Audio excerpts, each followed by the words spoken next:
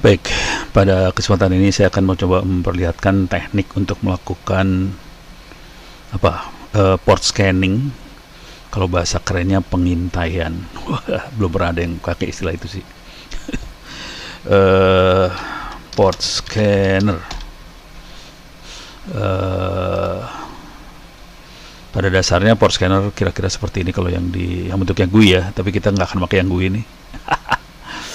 Eh, jadi ceritanya, kisahnya adalah saya sedang menulis sama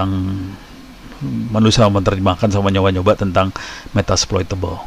Jadi Metasploitable itu sistem operasi yang rentan. Metasploitable. Jadi Metasploitable adalah sistem operasi yang dipakai. Ini kalau dibaca di sini kira-kira terjemahan kasarnya kira-kira gini. Metasploitable adalah sistem operasi yang bisa dipakai oleh kita untuk belajar menyerang. Jadi ini kayak server korbannya gitu. Metasploitable-nya sudah saya pasang di sini. Ini kelihatan tulisannya Metasploitable. Oke. Sudah terinstall di VirtualBox. Sekarang saya akan pakai Kali Linux, akan coba menyerang. Oke. Supaya hidup kita gampang, saya nih, kalau kita lihat, saya masuk ke wiki saya. Ini ada yang lagi diketik nih sebenarnya. Metasploitable Comprehensive Guide on Metasploit 2. Jadi ini diambil dari sini, cuman saya terjemahkan bahasa Indonesia, cuman juga dicoba-coba. Jujur nggak semua bisa jalan di Kali Linux yang baru 2020.1. Ada yang nggak jalan, tapi sebagian besar jalan. Ini adalah teknik serangannya, ada banyak banget yang kita bisa pakai buat belajar nyerang. Ada sekitar 23an buat teknik serangan. Tapi yang udah pasti nggak jalan tuh tadi tuh apa ya? Ini nih nggak jalan nih. Brute force port 22 itu nggak jalan. Oke. Langkah pertama waktu melakukan serangan, kita biasanya melakukan port scanning, melihat port-port yang kebuka di server sasaran. Salah satunya kita bisa pakai Nmap. Ini adalah teknik intelijen yang paling sederhana banget yang bisa kita lakukan pakai Nmap. Kita akan coba lihat kita masuk dulu Metasploitable-nya ya.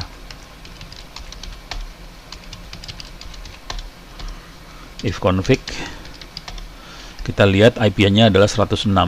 Jadi server sasarannya IP-nya 106. Coba ini exit aja, udah nggak perlu lagi. Kita akan masuk ke sini. Ini adalah mesin Kali Linux-nya.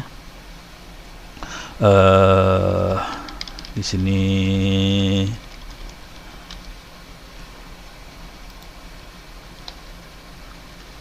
digedein biar enak lihatnya. Oke. Jadi langkah pertama yang dilakukan biasanya kita melakukan scanner. Perintah -p- itu dia akan men-scan semua port. Karena orang seperti saya biasanya akan masang di port-port yang aneh servernya supaya nggak di-scan. Kalau yang di bawah ini dia hanya men-scan port yang normal buat server aja yang bawahnya. Oke. Kita bisa ngelihat port mana aja yang kebuka, tapi ini kebetulan Metasploitable nggak ada port yang aneh, sebenarnya pakai yang bawah juga oke sih. Cuman yang bawah harus pakai sudo. Yang atas tanpa sudo bisa jalan sih. Oke. Kita akan coba yang atas dulu. Jadi kita port scanning. Kalau mau enak ngelihatnya, prosesnya sebaiknya kita bisa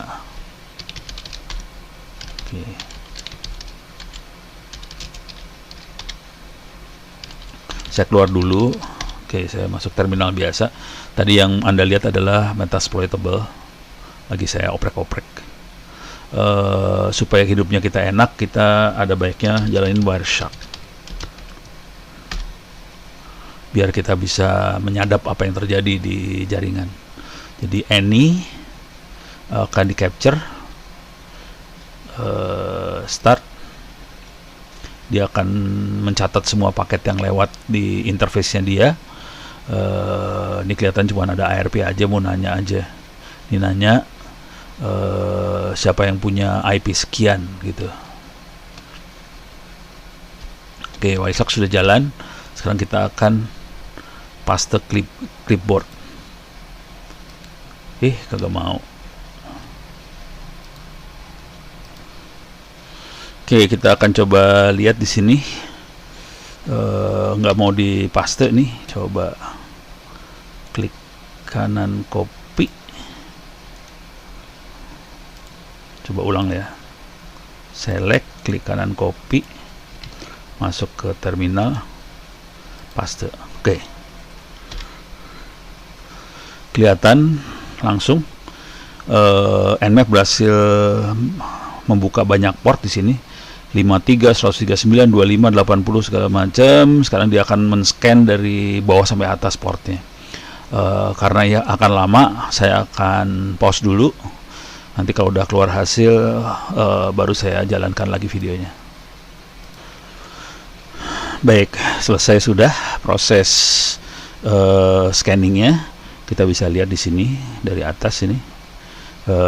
Port 21 dipakai oleh FTP, 22 SSH, 23 Telnet, 25 SMTP, 253 domain, 80 HTTP, RCP bin di 111, NetBIOS atau network network neighborhood itu kalau di Windows, 139, 445 juga sama, 512 exec, 513 login, TCP wrap di 514, Java di 1099, bin shell, NFS, FTP dan banyak lagi.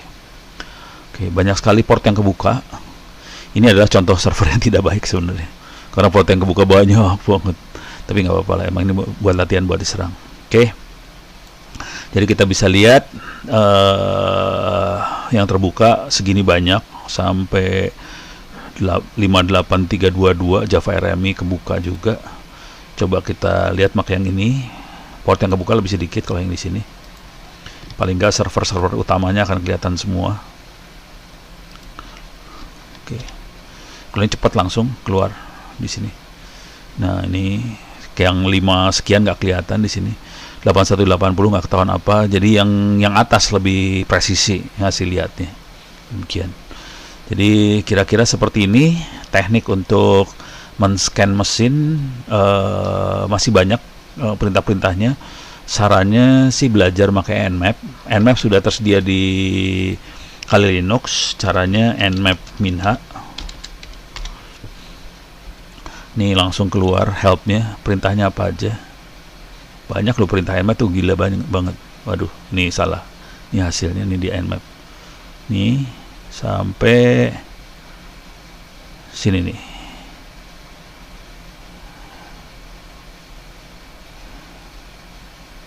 Nih Nmap minha, perintah-perintahnya kelihatan ada di bawah sini. Minus SL, minus SN, minus PN, minus PS, PE, apa segala macam, buat apa segala macam. Cuman kalau mau langsung yang gampangnya, Anda bisa lihat ke bawah sini ada example, contoh Nmap minus P minus A, nama hostname atau IP dan sebagainya. Jadi kita bisa lihat contohnya ini. Kalau mau yang sama bisa juga minus minus help.